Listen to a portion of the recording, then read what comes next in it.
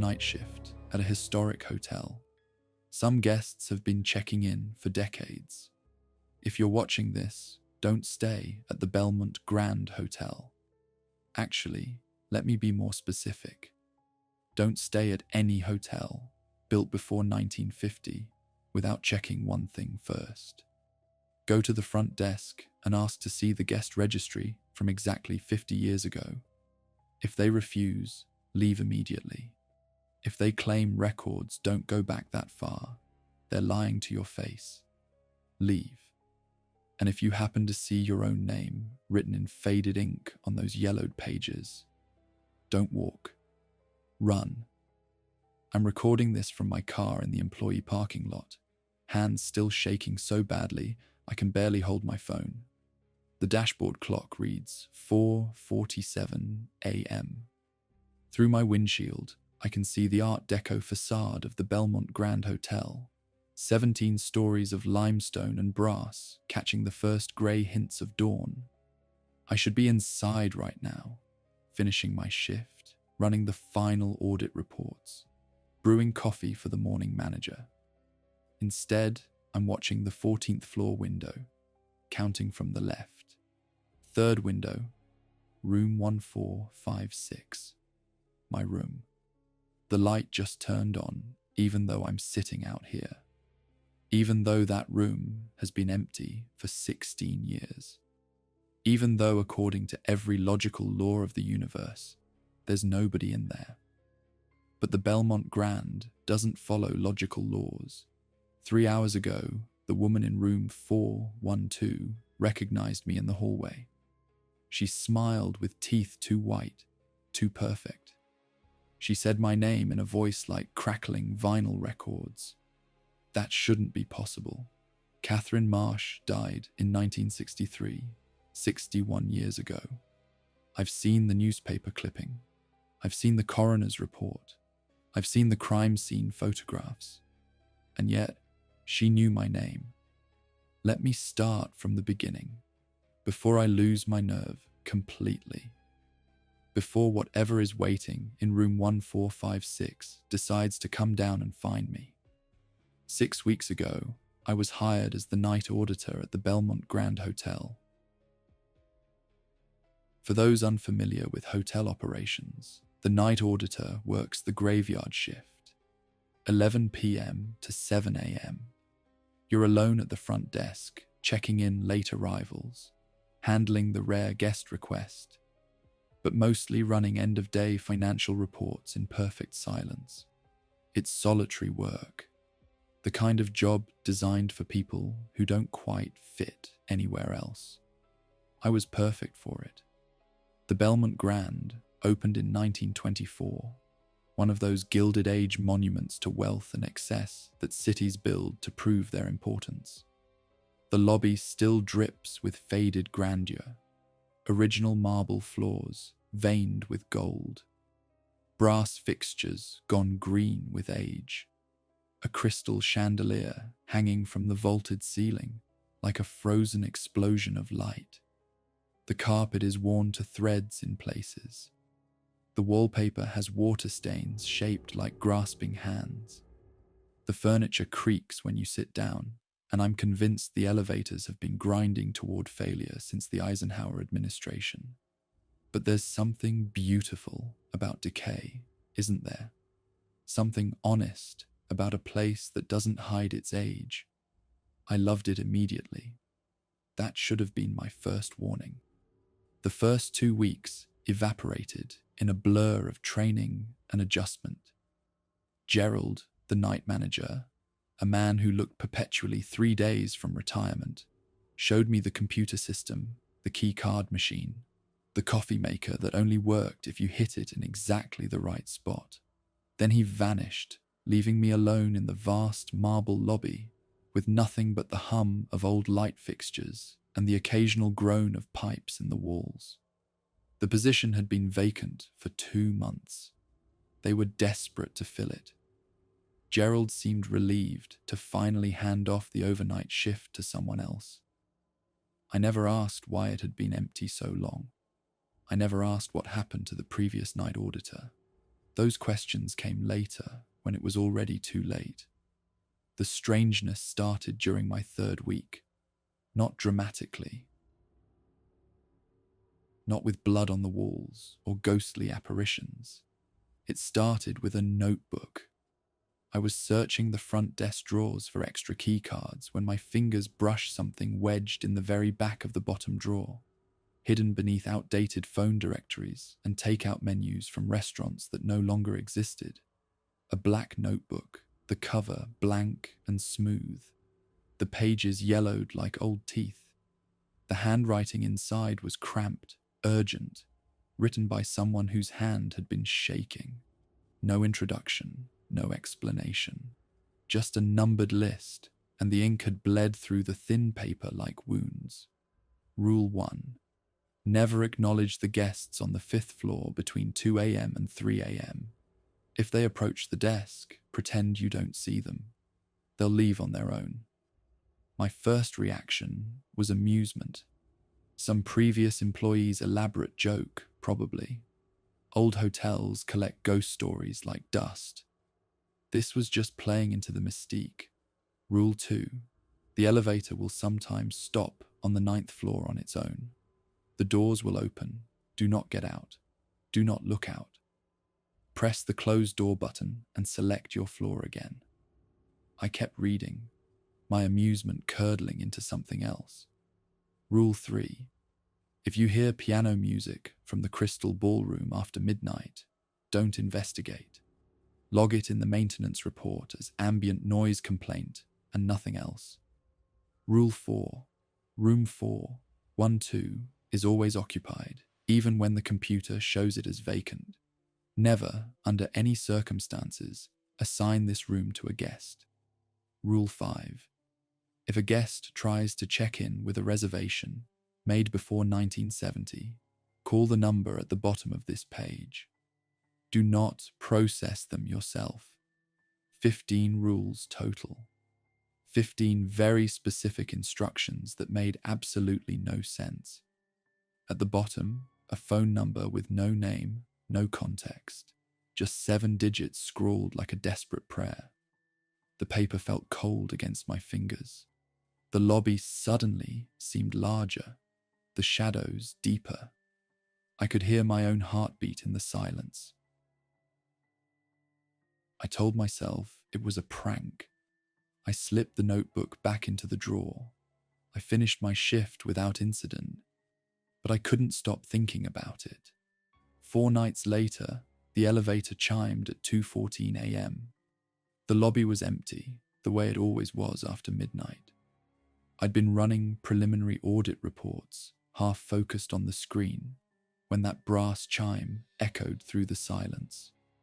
The old elevator in the main lobby has an analog floor indicator above the doors, a brass half circle with a needle that swings from number to number. I watched that needle climb. 1, 2, 3. A slight hesitation at 4, then 5. The doors slid open with a mechanical sigh. 3 people emerged. 2 men in fedoras and tailored suits, the kind with wide lapels and narrow ties that hadn't been fashionable since the Eisenhower administration. A woman in a cocktail dress, the fabric shimmering even in the lobby's dim light, her gloved hands clutching a small beaded purse. They moved with purpose, their footsteps clicking against marble in perfect synchronization. I straightened behind the desk, ready with my customer service smile, when the time on my computer screen caught my eye. 2:14 a.m. Rule 1 crashed through my mind like ice water. Never acknowledge the guests on the 5th floor between 2 a.m. and 3 a.m. These people had just come from the 5th floor. They reached the desk, stood there waiting. The woman's lipstick was the color of old blood. One of the men had a pencil-thin mustache. They looked absolutely solid, absolutely real. The woman's perfume reached me, something floral and ancient, a scent that belonged in my grandmother's attic. Rule 1. Pretend you don't see them. I dropped my eyes to the computer screen. forcing my face into an expression of bored concentration. Every muscle in my body screamed at me to look up, to help them, to ask what they needed. Professional courtesy is drilled deep. Ignoring guests felt physically painful. They stood there in silence, waiting. I could feel their eyes on me. The woman's perfume grew stronger, cloying, mixing with something underneath it. Something like formaldehyde, something like rot. 30 seconds crawled by like hours. Then footsteps, moving away. The elevator chimed again. The brass doors closed. The mechanism whirred as it carried them back up. Only when the lobby fell silent again did I let myself breathe. My hands were trembling. A cold sweat had broken out across my back, making my shirt stick to my skin. I pulled out the black notebook and read all 15 rules 3 times, committing each one to memory. Whoever wrote this hadn't been joking. After that night, the Belmont revealed itself in layers. The 5th floor showed us fully occupied in our system, all 22 rooms marked as active guests. But I'd never checked any of them in. I scrolled back through weeks of records, then months. No check-ins, no checkouts. No room service charges, no pay-per-view movies, no minibar purchases, no housekeeping notes. Nothing that indicated actual human guests. When I tried to open one of the room files to see the guest name, the system froze. The screen went black. Then the computer emitted a sound I'd never heard before. A high-pitched whine, like a scream, played backward. I had to force a hard reboot. I didn't try again. The elevator began stopping on the 9th floor every few nights, always when I was alone in the car. I'd press the button for the lobby or my floor, and the mechanism would grind upward normally, then lurch to a stop at 9. The doors would slide open. The hallway beyond was wrong. Different wallpaper, a pattern I'd never seen anywhere else in the hotel. Geometric shapes that hurt to look at directly. The lighting was dimmer, yellower, like old photographs. The carpet was a different color. Once I smelled smoke, thick and acrid and immediate, though I saw no fire. Once I heard children laughing, the sound echoing from somewhere deep in that impossible hallway. I followed Rule 2. I pressed the close door button. I kept my eyes down. I didn't look. The piano music started around 3:30 a.m. most nights. A single melody, melancholic and hesitant, drifting up from the crystal ballroom 2 floors below the lobby. Always the same song, something old I couldn't identify. The notes would skip sometimes, as if the player was remembering how, fingers searching for keys they'd once known by heart. I logged it as ambient noise complaint, exactly as Rule 3 instructed. And room 412. The computer showed it as vacant, available to book. But light leaked under the door every time I passed it during my nightly floor checks. I could hear sounds inside. The murmur of a television playing old programs, the audio tinny and distant, water running in the bathroom, bed springs creaking, all the small noises of someone living. One night, I stood outside that door for 5 full minutes, listening. A woman was humming inside. The same melody the piano played in the crystal ballroom. Her voice was soft, almost peaceful. I raised my hand to knock. Rule 4 stopped me cold. Never, under any circumstances, assign this room to a guest. It didn't explicitly say, don't knock. Didn't say, don't make contact. But the implication was clear enough. Leave room 412 alone. I lowered my hand and walked away, the humming following me down the hallway, like a question I refused to answer. For 3 more weeks, I followed the rules without deviation. I pretended not to see the 5th floor guests during their nightly hour. I rode the elevator past the 9th floor without looking. I logged the phantom piano music.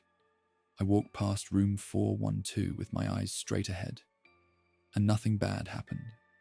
My shifts were peaceful, quiet. I started to relax into the rhythm of it. The Belmont had its quirks, its inexplicable oddities, but they were manageable, predictable even. As long as I followed the rules, I was safe. That's what I told myself anyway. The truth was already tightening around me like a noose. I just didn't feel it yet. The unraveling began when I asked Gerald for access to the archives. The hotel kept decades of old records in a storage room in the basement.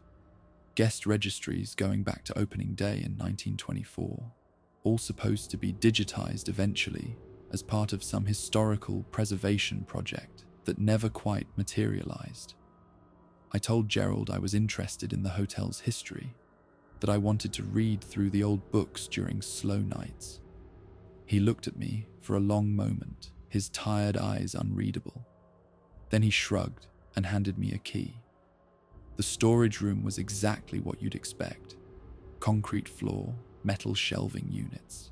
That particular smell of old paper and mildew that invades abandoned spaces. The registries were kept in leather-bound books, one per year, spines cracked and faded.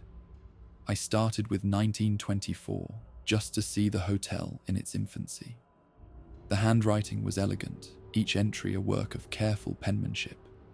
Guest names, cities of origin, room numbers. New York, Boston, Chicago, London, Paris. I traced my fingers over the faded ink, imagining the people who'd signed these pages, all of them long dead now, their vacations and business trips forgotten by history. Then I jumped forward. I'm not sure why I chose 1963 specifically. The number just felt significant, heavy, like my subconscious was trying to tell me something. I found October, flipped through the daily entries. October 8th, 1963, room 412, Catherine Marsh. The entry was circled in red ink. In the margin, someone had written a single word in capital letters. Permanent. The temperature in the storage room seemed to drop. My breath misted in front of me. I flipped forward through the rest of 1963. Catherine Marsh remained in room 412 through December 31st. No checkout date. I pulled the 1964 registry with hands that had started trembling. She was still listed. Same room. Marked as continuing from the previous year. 1965. Still there. 1966. Still there. I kept pulling registries, my movements becoming frantic, books thudding onto the floor around me.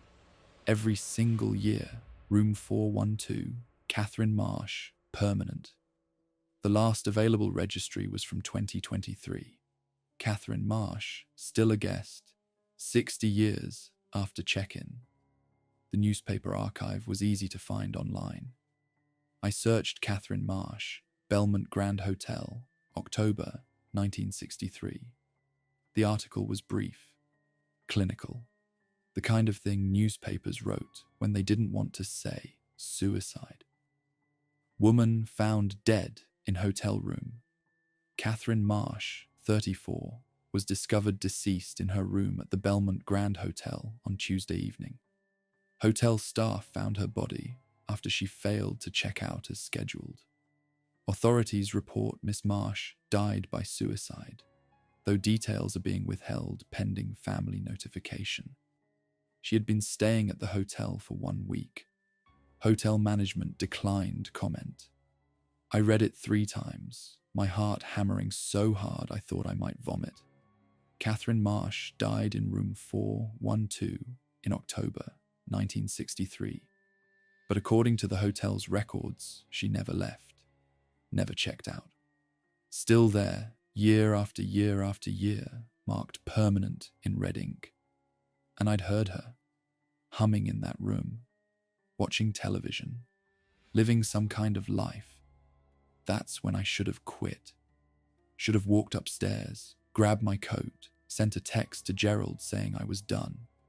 Should have driven away and never thought about the Belmont Grand Hotel again. Instead, I dove deeper.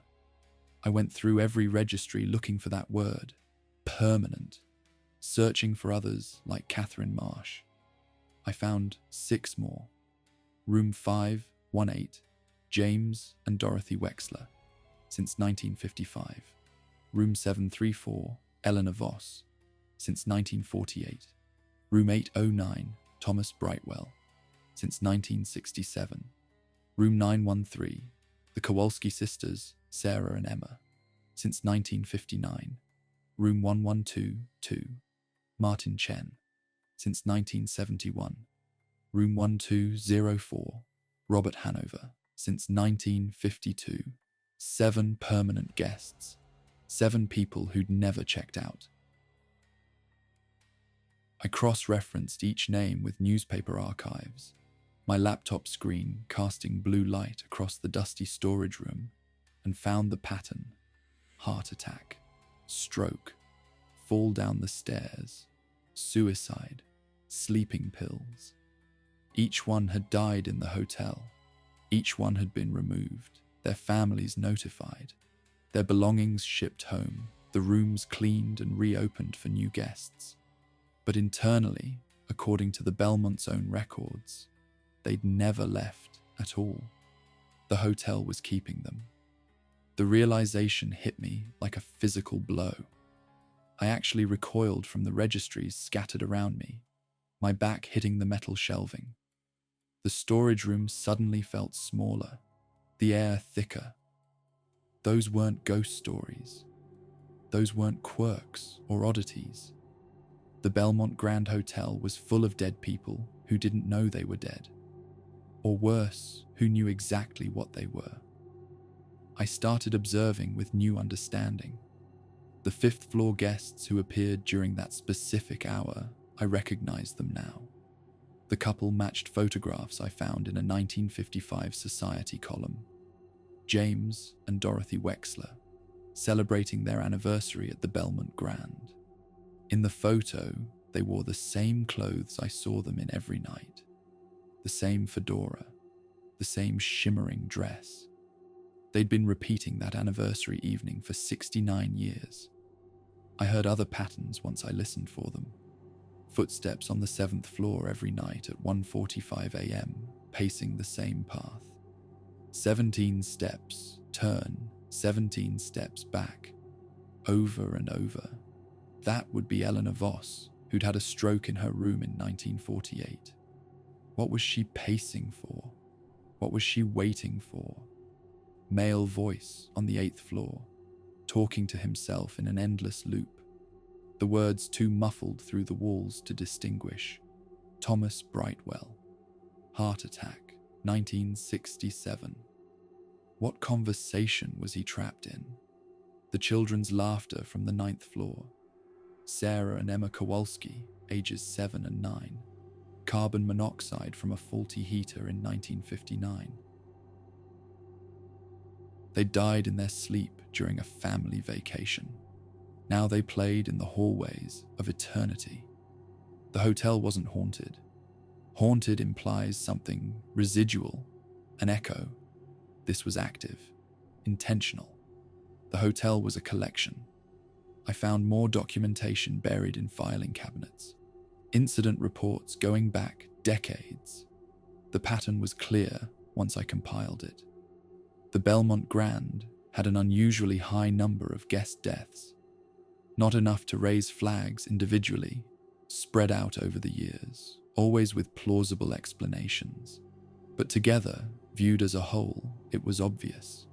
This hotel killed people, and then it kept them. I found a letter tucked into the 1947 Registry, the paper so old it crackled when I unfolded it. Hotel letterhead, from the general manager to the ownership group. The typewritten text was faded but legible. Gentlemen, I write seeking guidance on the matter we discussed. Several rooms remain off-market due to continued occupancy, despite termination of physical presence. Room 734 in particular has been unavailable since November. The night staff report disturbances. I believe we are losing revenue unnecessarily. Perhaps alternative arrangements could be made.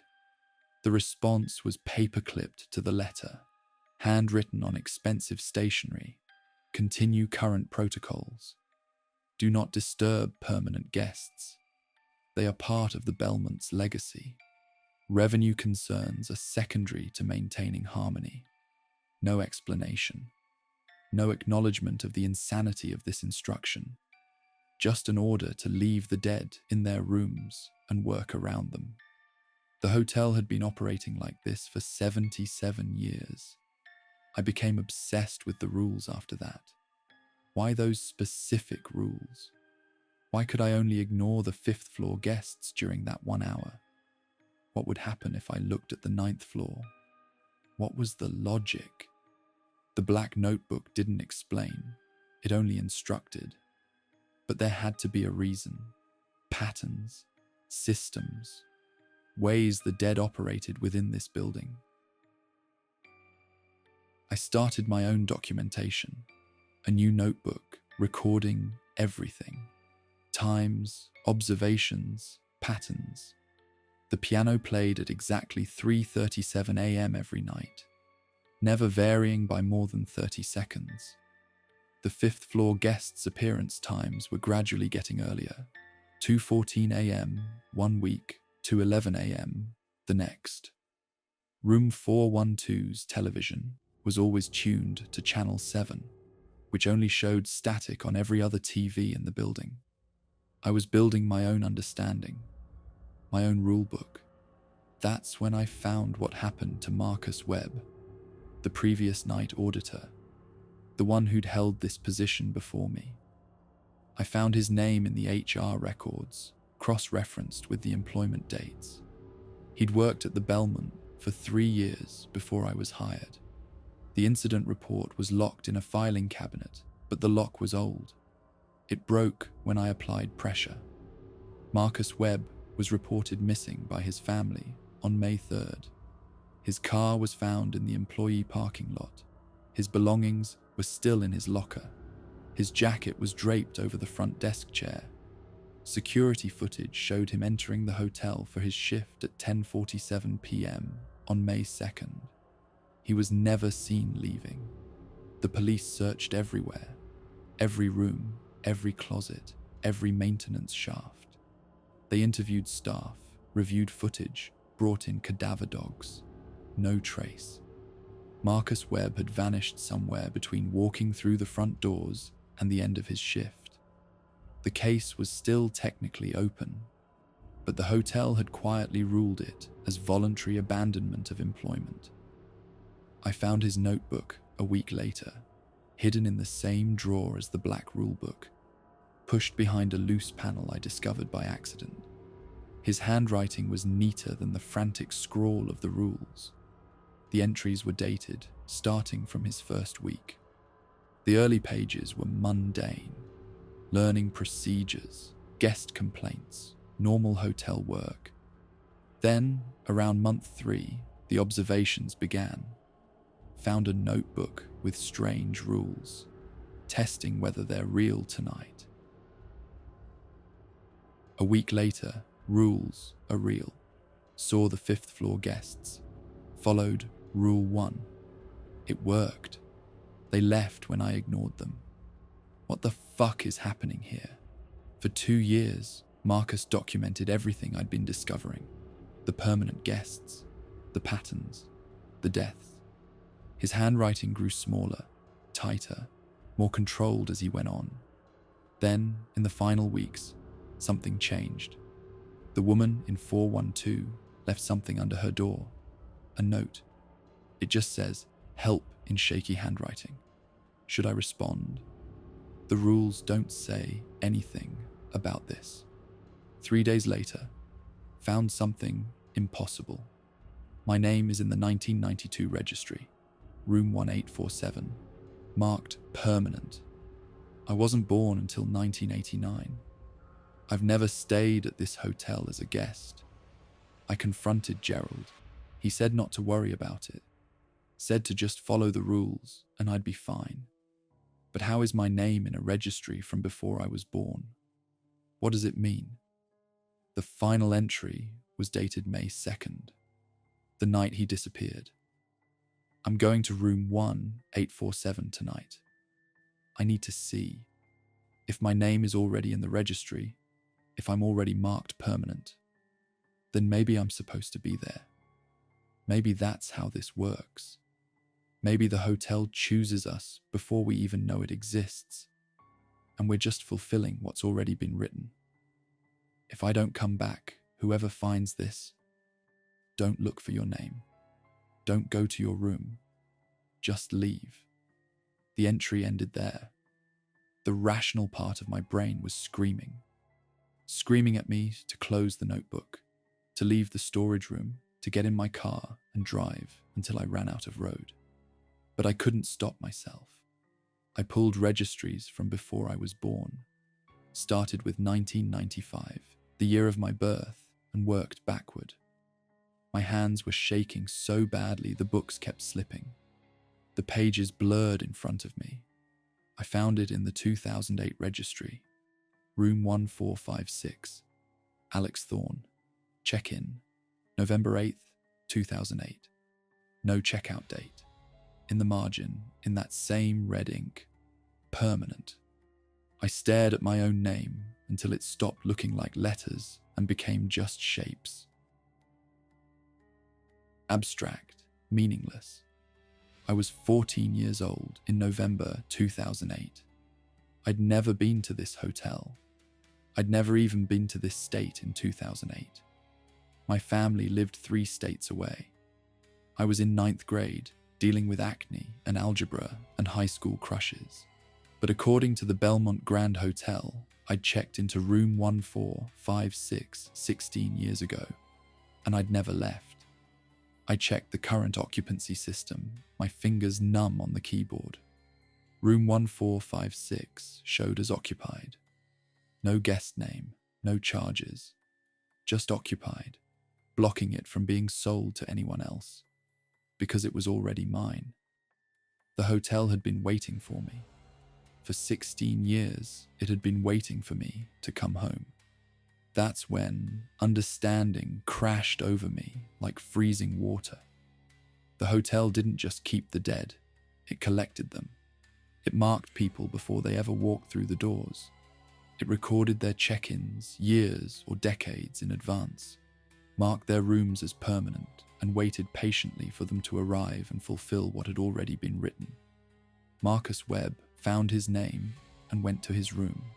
He wanted to understand, wanted to confront whatever was waiting there.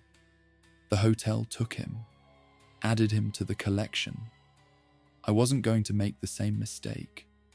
I grabbed both notebooks and ran, up from the basement, through the service corridors, my shoes slapping against concrete.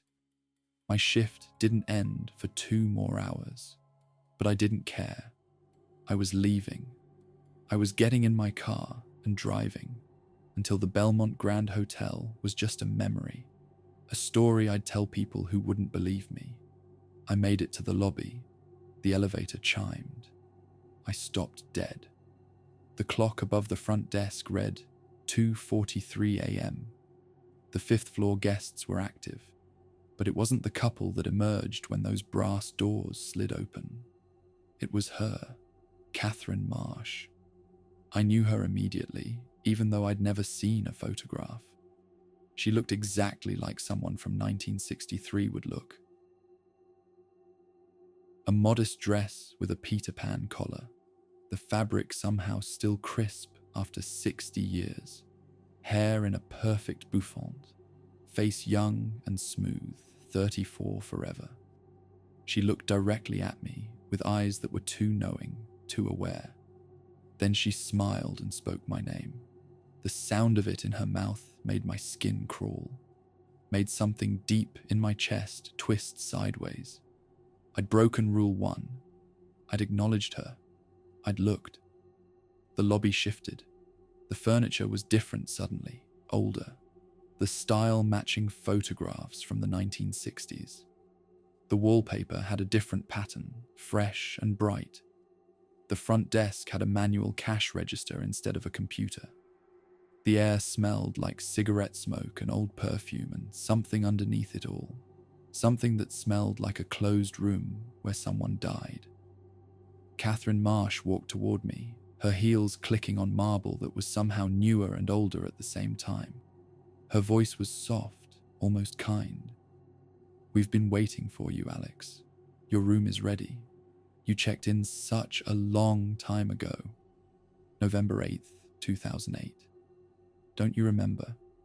You've been a guest here for 16 years. It's time to stop pretending. It's time to go to your room." I backed toward the front doors, shaking my head. The lobby flickered around me. 2024, then 1963, then 1955, then 1948, cycling through decades like a broken film reel, showing me every era, every version of itself. Other figures emerged from shadows and hallways and doors that hadn't existed a moment before. The Wexlers in their anniversary clothes, still smiling that frozen smile. Eleanor Voss, pacing, even while standing still. The Kowalski sisters, holding hands, their eyes too large in their pale faces. Martin Chen, Robert Hanover, Thomas Brightwell, all the permanent guests, all of them looking at me with the same expression. Welcome home. I ran, crashed through the front doors into the parking lot, the cold night air hitting my face like a slap. Behind me, I heard the hotel settling, returning to the present. The permanent guests retreating back to their rooms, back to their routines, back to their endless loops. I got in my car, and I've been sitting here ever since. The sun is rising now, painting the sky in shades of grey and pink.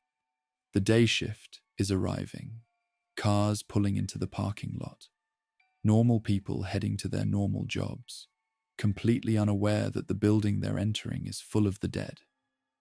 Gerald just walked past. He glanced at me through my windshield, but didn't stop. He knows. He has to know. You can't work at the Belmont Grand for 15 years without knowing what it is. I wonder if his name is in the registries too. I'm going to leave now. I'm going to quit this job, leave this city, change my name if I have to. Maybe distance will be enough. Maybe the hotel can't reach beyond its walls. But I keep staring at that registry entry. 2008. I was just a kid. I lived 3 states away. I had no connection to this place. And yet the hotel knew my name, knew where I'd be, knew I'd eventually apply for this job and walk through those doors. What if leaving now just puts me on a longer path back? What if every choice I make is just leading me to room 1456? What if destiny isn't something you can outrun? I'm uploading this as a warning. If you work at an old hotel, especially night shifts, check the old registries if you can. Look for your name. And if you find it, if you're marked permanent, don't go to your room. Don't let the hotel claim you. If you're planning to stay at a historic hotel, ask yourself why certain rooms are always available. Ask yourself why the rate is so cheap for a place with so much history. Ask yourself if they've been waiting for you. I'm leaving now. I'm driving until this place is just a dot in my rearview mirror. But even as I start the engine, I can feel it. The pull, like a hook in my chest. A cord wrapped around my ribs, tugging me back. The hotel calling me home, reminding me that I checked in 16 years ago, that room 1456 has been waiting, that permanent guests don't get to leave. Through my windshield, I can see the 14th floor, third window from the left. The light is on. Someone is in my room. Or something is. Moving past the curtains, waiting for me to come home and complete my stay. God, I hope I'm strong enough to drive away. I hope I never come back. I hope whatever is in room 1456 gets tired of waiting and finally gives up. But I can feel the truth settling into my bones. The hotel doesn't give up. It just waits. And permanent is exactly what it sounds like. Forever.